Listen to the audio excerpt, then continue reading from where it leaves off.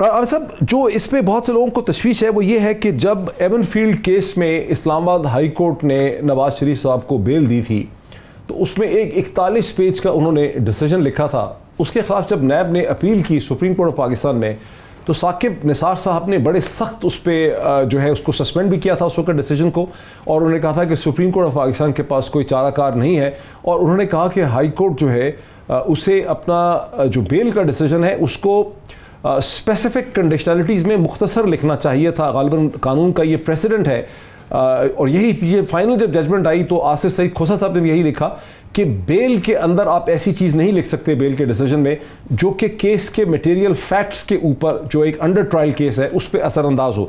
ये जो 87 पेज का डिसीजन आया है ये तो फिर सुप्रीम कोर्ट के उस फैसले की भी उसकी रूह की, यानी जस्टिस साकिब निसार साहब के फैसले की, आसिफ सईद खोसा साहब के फैसले की, डिसीजंस की जो रूह है, जो स्पिरिट है सुप्रीम कोर्ट की, उसकी भी थोड़ी सी यानी उसकी मनफी करता है उसको। डॉक्टर साहब, इस फैसले को अगर हम पढ़ते हैं तो इसमें 2 या 3 पहलू हैं। एक पहलू है नैब की परफॉर्मेंस का। तो नैब की हद तक जहां पे हमने अक्सर ये सुना होता है कि another feather in the cap, तो इस फैसले से ऐसे हुआ है कि another slap on the face of NAB हमें नजर आया।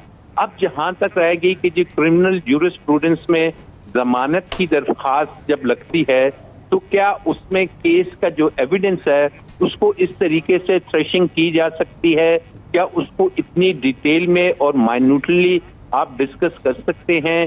क्या आप केस में ये कह सकते हैं कि जी ये केस बना ही, इसके पीछे बहुत सी चीजें हैं कि जो वाज़ेह नहीं है? तो ये वो चीजें हैं कि जो मैंने अपने 30 साल जिंदगी में शायद 87 सफ़ों का बेल का ऑर्डर नहीं देखा। अच्छा। और ये जी, और नंबर 2 ये है कि बेल के ऑर्डर में क्या आप कॉन्स्टिट्यूशन की बात करेंगे? क्या इस मुल्क में जब 47 साल गुजर गए हैं तो कॉन्स्टिट्यूशन की किस तरीके से फंडामेंटल राइट्स की धज्जियां उड़ाई गई? क्या ये लिखना इसमें जरूरी था कि अनकॉन्स्टिट्यूशनल जो पावर्स हैं वो अनकॉन्स्टिट्यूशनल तरीके से पावर ग्रैब करने के लिए इस मुल्क में बहुत सी चीजों को रोंदा जा रहा है? तो ये गालिबन बेल की पिटीशंस में इस किस्म की चीजों को अपने टाइम मैं समझता हूँ अवॉइड करना चाहिए। और फिर अगर आप पूरा केस डिस्कस कर लेते हैं मेरिट्स पे तो उसमें ऑल दो नीचे एक लाइन लिख दी जाती है कि ये अफेक्ट नहीं करेगा ये observation, but certainly it affects, क्योंकि उन्होंने इस केस को लिख दिया है कि ये एक प्राइम और एक बेसिक एग्जाम्पल है कि जिसमें किस तरीके से मैनिपुलेशन हुई है, किस तरीके से एक नैब ने अपनी इख्तियारात गलत इस्तेमाल किए हैं। जब ये चीजें वो आ गई हैं रिकॉर्ड पे तो ये ऑब्वियसली उसके मेरिट्स को भी डिस्टर्ब करेगा। और फिर हमने अपनी कॉन्स्टिट्यूशनल हिस्ट्री में ये पढ़ा है कि जो अदालतें हैं वो रिफॉर्मिस्ट नहीं बन सकती, वो रिफॉर्म्स नहीं ला सकती। उनका काम पर्टिकुलरली जब क्रिमिनल केसेस होते हैं तो उसमें यही है कि आपने ये देखना है बेल बनती है नहीं। और खोसा साहब ने अपनी जजमेंट में कहा था और काफी दीगर जजमेंट भी हैं कि 1.5, 2, 3 सफ़े से ज्यादा की जजमेंट बेल में नहीं अच्छा, होनी चाहिए। 2-3 सफ़े की से होनी नहीं चाहिए। अच्छा। क्योंकि ये डिस्क्रिशन होती है अदालत की। अदालत से पूछा नहीं जा सकता कि आपने जमानत क्यों दी या क्यों नहीं दी। तो उन्होंने सिंपली अपनी डिस्क्रिशन को, अपने विजडम को, अपने क्रिमिनल उस पे एक्सपीरियंस पे जाके फैसला कर देना है कि जनाब आपको जमानत मिली है, नहीं मिली। तो एनी हाउ इस केस में हमें आगे जाके नजर आएगा कि कुछ उन्होंने फंडामेंटल राइट्स की बात की है विच इज वेरी इंपॉर्टेंट, कि इंसान की असल में जो डिग्निटी है, उसकी जो लिबर्टी है, उसको अगर स्टेट नहीं प्रोटेक्ट कर सकती तो फिर वाकई ही अदालतें स्टेप इन करती हैं और उसकी प्रोटेक्शन बहुत जरूरी है। और हालिया हमने देखा कि नैब जो परफॉर्म करती है, लोगों को अरेस्ट कर लेती है, ह्यूमिलेट करती है, पॉलिटिशियंस को तंग करके ले आती है, और उसके बाद जब मैरिट्स पे बातें होती हैं तो उनके पास कोर्ट में कहने के लिए या एविडेंस दिखाने के लिए कुछ नहीं होता। इस केस में उन्होंने कहा कि वो तो कनेक्ट। लेकिन डॉक्टर साहब, एक last question to you very quickly. अब ऑपोजिशन तो ये क्लेम कर रही है कि इस जिस तरह का फैसला आ गया है सुप्रीम कोर्ट से, इसके नतीजे में अब केस खत्म हो जाता है। क्या आप समझते हैं कि केस ही खत्म हो जाएगा? नहीं, केस तो जब ट्रायल कोर्ट में चलेगा, जब गवाहान आएंगे, तो जब वो एविडेंस रिकॉर्ड पे आ जाएगा तो उसकी के ऊपर परखा जाएगा कि केस में क्या है या क्या नहीं है। अभी तक केस चल ही नहीं सका। हाँ, लेकिन इसी जजमेंट में लिखा है कि नैब जौन सा है वो किसी एक तरफ टिल्ट ज्यादा है और रिलक्टेंट है कि शायद हुकूमती जो उनसे साइड है उसको लोगों को उनको भी इन्वेस्टिगेट करे। तो ये वो चीजें हैं कि जो कि अपोजिशन जो बात कर रही है। राज साहब बहुत शुक्रिया, राज साहब बहुत शुक्रिया। मैं चलता हूँ PMLN की तरफ और मैं चलता हूँ आप हुकूमत की तरफ भी। सेनेटर जावेद अब्बासी साहब, आपने राजा आमिर अब्बास साहब को सुना, सुप्रीम कोर्ट के पिछले रेफरेंसेस भी आपने देखे। आपकी जमात जैसे शाहिद खाकान अब्बासी साहब है, इतना कैपिटलाइज कैसे कर रहे हैं एक ऐसे डिसीजन पे जिसकी अपनी भी कुछ कमजोरियां जो है अब वो बड़ी बज़ाहिरन सामने आती हैं? बिस्मिल्लाहिर्रहमानिर्रहीम, बहुत शुक्रिया। यहाँ अब्बास साहब जो सुप्रीम कोर्ट की जजमेंट के मुताबिक बात कर रहे थे कि जजमेंट लेंथी होनी चाहिए, बड़ी होनी चाहिए या उसको 4 सफ़ा पे होना चाहिए, ये राइट जो है ये सुप्रीम कोर्ट का है कि वो किसी केस के बारे में क्या अपनी राय देते हैं और कितनी लंबी जजमेंट देते हैं।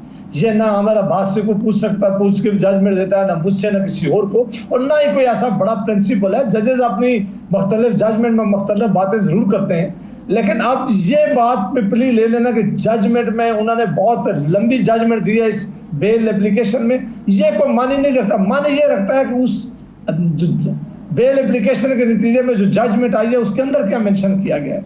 मेरा ख्याल है कि जो स्ट्रॉन्ग वर्ड उन्होंने इस्तेमाल किए नैब के बारे में उन्होंने इस्तेमाल किए, जो आपने ज़्यादा सा पढ़ लिए हैं, मेरा ख्याल है कि उसके बाद ना इस केस में कुछ रह जाता है। और बड़े सीरियस उन्होंने नैब के ऊपर क्वेश्चन उठाए।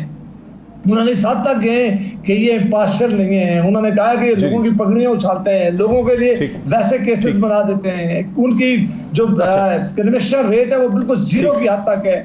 ये इस वक्त उन्होंने कहा कि ये हुकूमतों को इंजीनियरिंग करने के लिए, हम पहले भी कहा करते थे, हुकूमतें बनाने के लिए, ये इंजीनियरिंग करने के लिए ये नैब का अदारा इस्तेमाल हो जाता है। जब सुप्रीम कोर्ट ऑफ पाकिस्तान के जजेस साहिबान ने नैब को इंजीनियरिंग के लिए आप समझते हैं कि इस्तेमाल किया जा रहा है। अब यहीं मेरे साथ रुकिए, क्योंकि बैरिस्टर मलिका बुखारी साहबा न सिर्फ बैरिस्टर हैं बल्कि MLA भी हैं और पार्लियामानी सेक्रेटरी हैं लॉ एंड जस्टिस इस्लामाबाद की। साद रफीक और उनके भाई के बारे में सबसे ज्यादा गवाही आ गई है कि ये एक फैब्रिकेटेड केस था, एक गलत केस था। सिर्फ उनको सजा इसलिए दी गई है कि उनका तल्लुक पाकिस्तान मुस्लिम लीग नून से था या एक वो वोकल मुस्लिम लीग के लीडर थे। सर साहब मेरे साथ रहिए।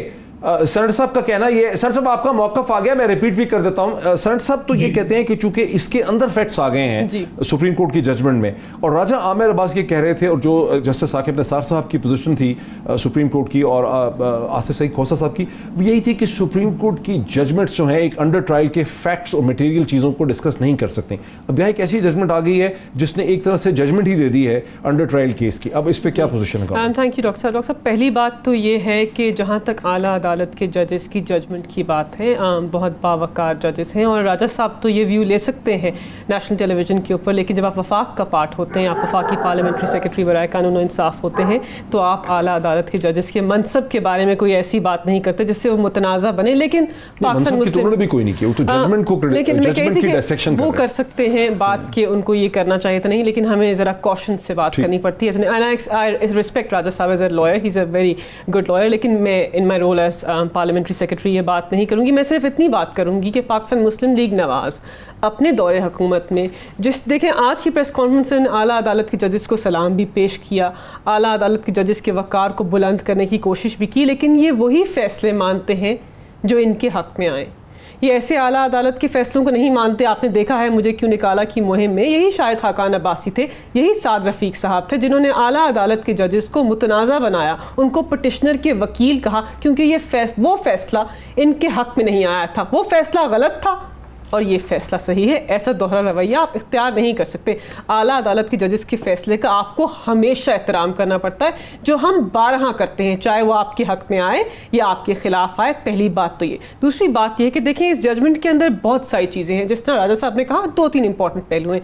एक तो नैब की परफॉर्मेंस के ऊपर कि उनका क्या रोल है, उनकी क्या परफॉर्मेंस है और किस तरीके से वो अपनी प्रोसीडिंग्स को आगे लेके चलते हैं, अपने पावर्स को एक्सरसाइज करते हैं, और ये बिल्कुल आला अदालत के जजेस की पावर के अंदर है कि वो देखें, मुताला करें, क्योंकि वही आइन की सरपरस्ती करते हैं, वही आइन के गार्डियंस हैं, वही आइन की फंडामेंटल राइट्स की तशरीह करते हैं, तो उनके पावर्स में है। देखिए इसमें उन्होंने एक तो बहुत इंपॉर्टेंट बात की जिसको आपने शुरू में आइडेंटिफाई कर लिया कि ये सारी ऑब्जर्वेशंस अबूरी हैं, हतमी नहीं है। पाकिस्तान मुस्लिम लीग नवाज ने ये शायद नहीं रस्मन हो गई है बात, जी, तो एक जुमला लिखा लेकिन उन्होंने कह दिया और इसका रेफरेंस के ऊपर कोई इम्पैक्ट नहीं होना चाहिए और ऐसे ही होता है। दूसरी बात यह कि सबसे इंपॉर्टेंट बात जो उन्होंने की, फंडामेंटल राइट्स की डिस्कशन की। ठीक है, बिल्कुल फंडामेंटल राइट्स की डिस्कशन से हम भी उस पर यकीन रखते हैं, हम भी कानूनदान हैं, हम भी आइन से वाकिफ़ हैं और हम भी कहते हैं बिल्कुल इसकी तशरीह होनी चाहिए कि लिबर्टी क्या होती है, डिग्निटी क्या होती है और किस तरह वफाक के ऊपर जिम्मेदारी है, इदारों के ऊपर जिम्मेदारी है कि प्रोटेक्ट करें, और हम इससे अग्री करते हैं। लेकिन